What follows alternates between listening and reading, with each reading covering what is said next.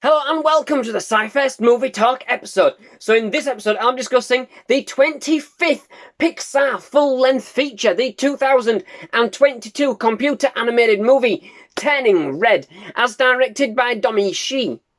Set in 2002, we take a snapshot into the life of a 13-year-old Mi-Lin Lee, or Mi, as she is known to her friends, living in Toronto, Canada, with her family helping her to take care of the family's temple dedicated to the Red Panda, the family's ancestral guardian.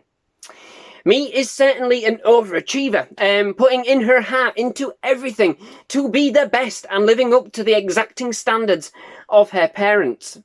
But underneath it all, she hides and hidden away from her unsuspecting and unapproving parents.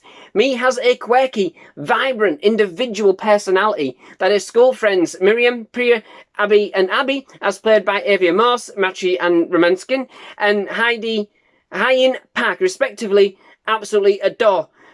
I don't think I got any of that right, did I? But nonetheless.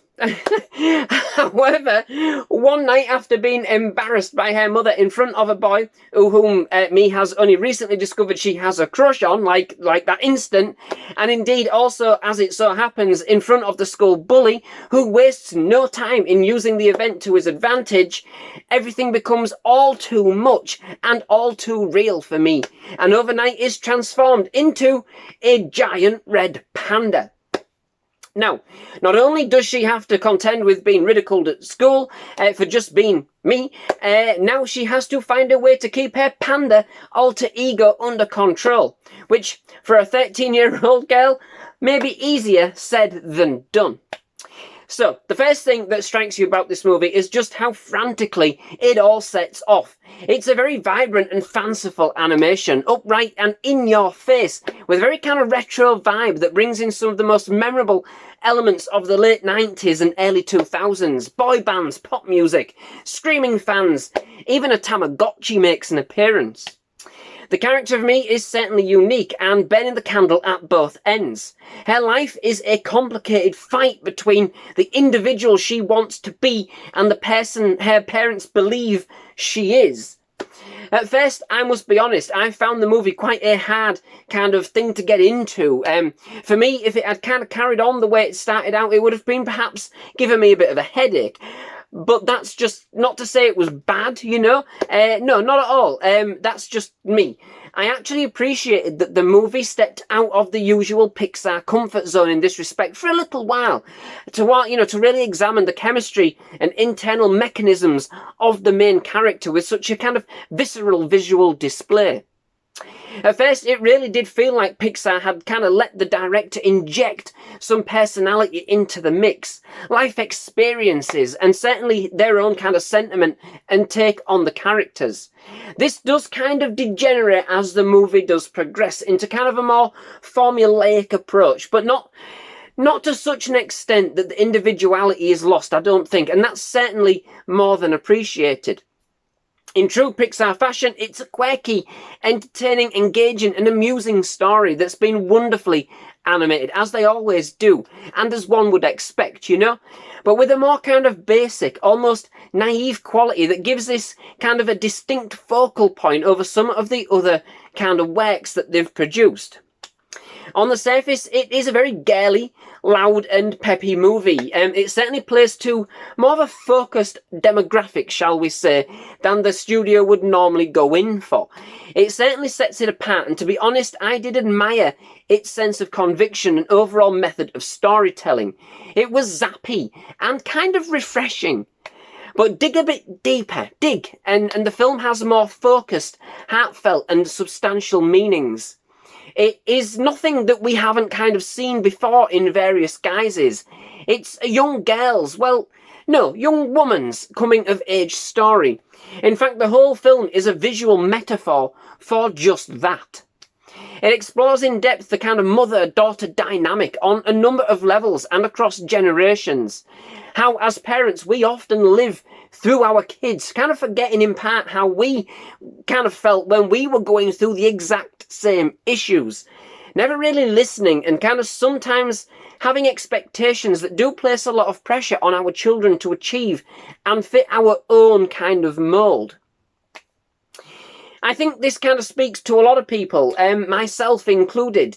I get along with my mum for sure, but I think we've always kind of found it difficult to communicate with each other. And there was always kind of this expectation, especially with school, that I had to achieve, which at a young age, it can be quite a heavy weight to bear without really ever understanding where this actually comes from. I never did actually turn once into a red panda, but, you know, you kind of come close. I love the way that it kind of attacks these issues head on without really ever feeling heavy itself. You know, I like all Pixar movies in the main. It remains a light-hearted take for the most part, yet offering a story which will resonate, I'm sure. Of course, there is a strong message of being yourself, appreciating who you are, being that in charge of your inner panda, or indeed wish to hide it away. It's up to you about the choices that we make that suit us in our moments of need. And for all of its brazenness and bold shout-outs, it is quite poignant in this respect. It also fires at a perceived taboo, that is the menstrual cycle, that really shouldn't be. Something that symbolises adulthood for a woman, but also comes with a stigma attached. But really, it's biology. A better understanding and appreciation at an earlier age would save many girls a lot of embarrassment, a lot of nerves, and being scared unduly, and something that quite honestly should be addressed and discussed in the open. There's my 2 cents worth on that one. I mean, and at least the film does go some way into opening those doors, so certainly props for that. You could certainly tell it was still Pixar at heart, even though it went out and did its own thing. It still felt like a little tethered to the usual format by the end, and it did lose a little bit of that kind of frantic, in-your-face, loud and proud style as it went along. But it still ended up being a very different way to visualise and examine teen angst and turmoil in a very relatable and insightful way with a true visual explosion. It has some very wide-eyed and rich animation. It did remind me a little of a cross between a Charlie Brown special and Dancing Stage Mega Mix. But either way, it's been wonderfully and thoughtfully directed and carries with it an emotionally intriguing story with a very, very big heart. Overall, this is a very up-close and personal movie in a lot of ways, that at first glance may seemingly only appeal to a particular demographic, but scratch beneath the surface and you'll find that Pixar have woven yet another rich tapestry of feelings, messages and characters into yet another beautifully told and enigmatic story. Wonderfully visual, wonderfully comic. It does kind of fit with the current kind of trend of movies that we have depicting the younger generation, but still, it does manage to be distinctly different in its own accord. It leans on the likes of the 2021 movies such as The Mitchells vs. The Machines and Vivo for its creative style and character ideology, but still captures a very unique directorial style and vision in its own way, stepping out and doing its own thing, very much like the character of me.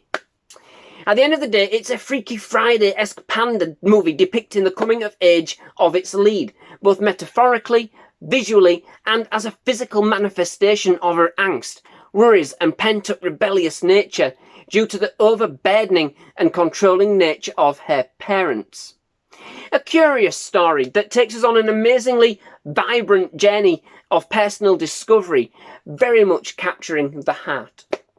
So, that brings me to the end of this episode. Many thanks for watching. I do hope you've enjoyed it. If you have, please leave a like. Please do hit that subscribe button for more movie reviews, trailer reactions, and other movie-related content.